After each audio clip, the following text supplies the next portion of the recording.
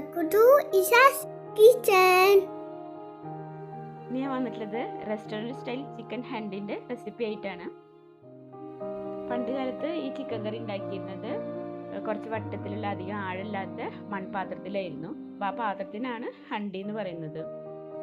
അതുകൊണ്ട് പഴയ കാലത്ത് ആ പാത്രത്തിൽ ഉണ്ടാക്കുന്ന കറിക്ക് ഹണ്ടി എന്നാണ് പറഞ്ഞിരുന്നത്. അപ്പോൾ നമുക്ക് ഈ ചിക്കൻ ഹണ്ടി ഉണ്ടാക്കാൻ ആവശ്യമുള്ള സാധനങ്ങൾ എന്തൊക്കെയാണെന്ന് നോക്കാം. പിന്നെ ഇവിടെ 750 ഗ്രാം ചിക്കൻ എടുത്തിട്ടുള്ളത്.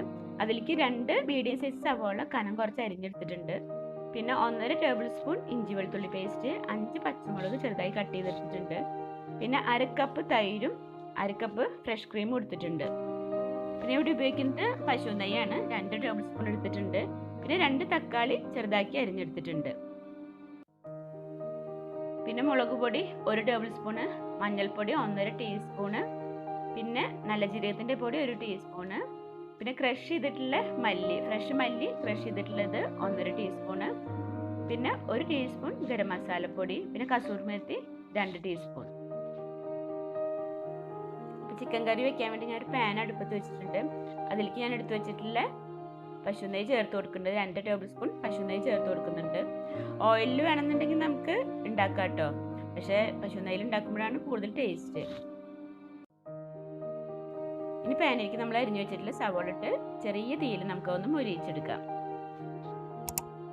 ഇങ്ങനെ ചെയ്യുന്നതിന് പകരം നമുക്ക് ഓയിലിൽ സവോള നമുക്ക് ബിരിയാണിക്കൊക്കെ ചെയ്യുന്ന പോലെ നല്ല ഫ്രൈ ചെയ്തെടുക്കാം. അങ്ങനെ ഫ്രൈഡ് ഓണിയനാണ് നമുക്ക് ഈ കറിക്ക് ആവശ്യം. കൂടുതൽ നെയ്യ് ഒഴിച്ച് നമ്മൾ ഫ്രൈ ചെയ്യുന്നതിന് പകരം ഇതുപോലെ കുറച്ച് നെയ്യ് ഒഴിച്ചിട്ട് ചെറിയ തീയിൽ നമുക്ക് ഫ്രൈ ചെയ്തെടുത്താൽ മതി. ഞാൻ ആവശ്യത്തിനുള്ള ഉപ്പ് ഇട്ട് കൊടുത്തിട്ടുണ്ട്.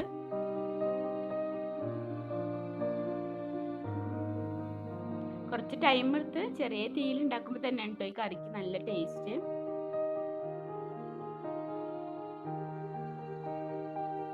ഈ കറി നമുക്ക് നെയ്ച്ചോറിൻ്റെ കൂടെയും അതുപോലെ ഭട്ടൂര, ചപ്പാത്തി അതിൻ്റെ കൂടെയൊക്കെ നല്ല കോമ്പിനേഷനാണ് കേട്ടോ.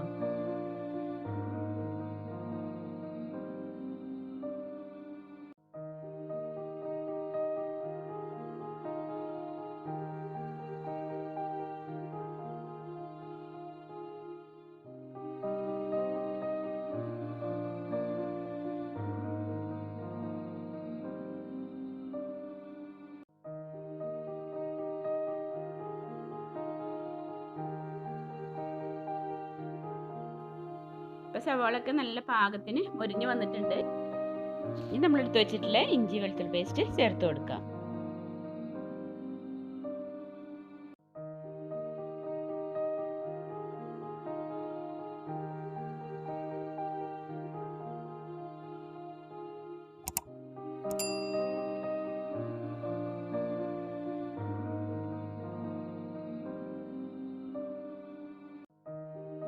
ലോ ഫ്ലെയിമിൽ വെച്ച് തന്നെ ചെയ്യണം കേട്ടോ, അല്ലെങ്കിൽ കരിഞ്ഞു പോകാൻ ചാൻസ് ഉണ്ട്. ഇപ്പം ഇഞ്ചി വെളുത്തുള്ളിൻ്റെ ഒക്കെ ആ ഒരു പച്ചമണം പോയി കഴിഞ്ഞാൽ നമുക്ക് അതിലേക്ക് പച്ചമുളക് ചേർത്ത് കൊടുക്കാം.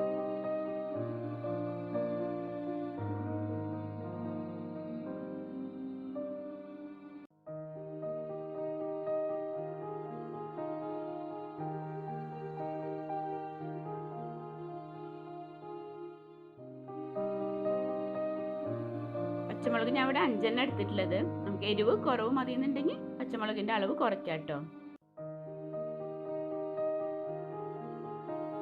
ഇനി നമുക്കതിലേക്ക് നമ്മൾ കട്ട് ചെയ്ത് വെച്ചിട്ടുള്ള തക്കാളി ചേർത്ത് കൊടുക്കാം.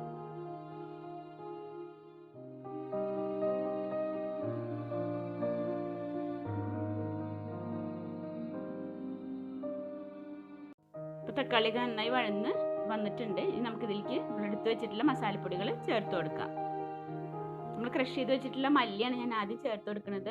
അതൊന്ന് വഴറ്റിയതിന് ശേഷം നമുക്ക് ബാക്കിയുള്ള മസാലപ്പൊടി കൂടി ചേർത്ത് കൊടുക്കാം.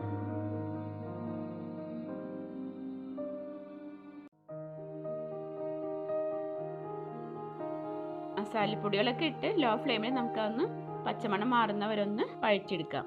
അതിന് ശേഷം നമുക്കതിലേക്ക് ചിക്കൻ ചേർത്ത് കൊടുക്കാം.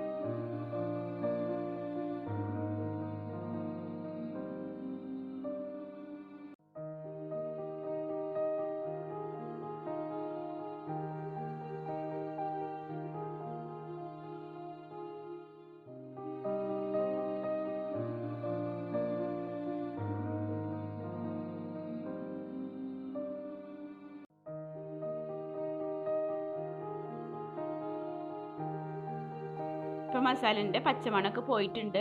ഞാൻ എടുത്തു വെച്ചിട്ടുള്ള 750 ഗ്രാം ചിക്കൻ ചേർത്ത് കൊടുക്കുകയാണ്.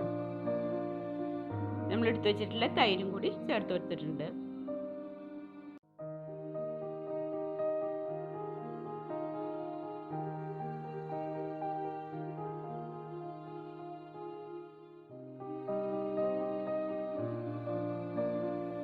നന്നായി ഒന്ന് ഇളക്കിയതിന് ശേഷം നമുക്ക് കുറച്ച് വെള്ളം ഒഴിച്ച് ചിക്കൻ ഒന്ന് വേവിച്ചെടുക്കാം.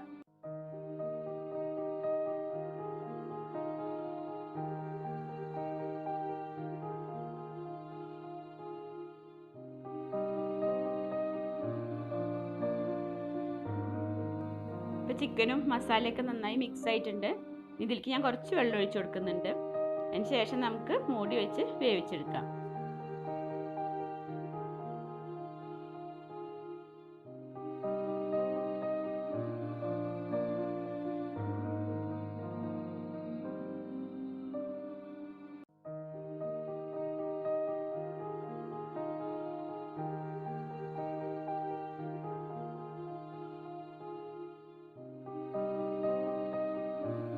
ഇടയ്ക്കൊന്ന് ഇളക്കി കൊടുക്കാം.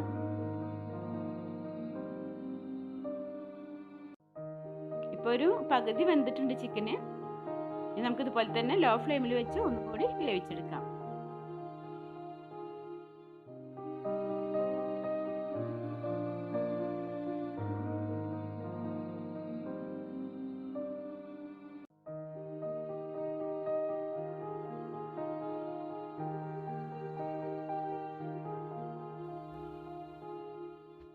ഇപ്പോൾ ചിക്കനൊക്കെ നന്നായി വെന്തിട്ടുണ്ട്. ഒന്ന് ഇളക്കിയതിന് ശേഷം നമുക്ക് അതിലേക്ക് ഫ്രഷ് ക്രീം ചേർത്ത് കൊടുക്കാം.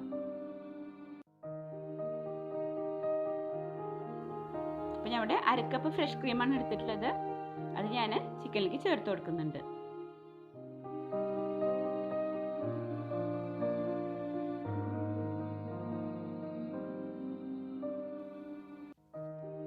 ഇനി നമുക്ക് നന്നായി ഒന്ന് മിക്സ് ചെയ്ത് കൊടുക്കാം.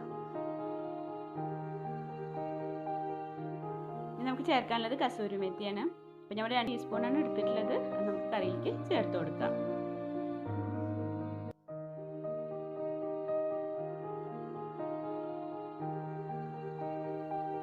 അപ്പോൾ നമ്മുടെ റെസ്റ്റോറൻറ്റ് സ്റ്റൈൽ ചിക്കൻ ഹണ്ടി ഇവിടെ റെഡി ആയിട്ടുണ്ട്. അപ്പോൾ ഈ രീതിയിൽ ഉണ്ടാക്കാത്തവർ തീർച്ചയായിട്ടും ഒന്ന് ട്രൈ ചെയ്ത് നോക്കണം കേട്ടോ. നിങ്ങളുടെ അഭിപ്രായം കമൻറ്റ് ചെയ്യാൻ മറക്കരുത് കേട്ടോ.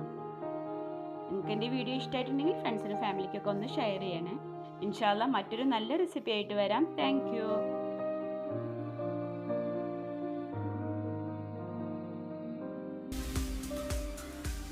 റസിയാസ് കിച്ചൻ ചാനൽ നിങ്ങൾ ആദ്യമായിട്ട് കാണുകയാണെങ്കിൽ ഒന്ന് സബ്സ്ക്രൈബ് ചെയ്യണേ.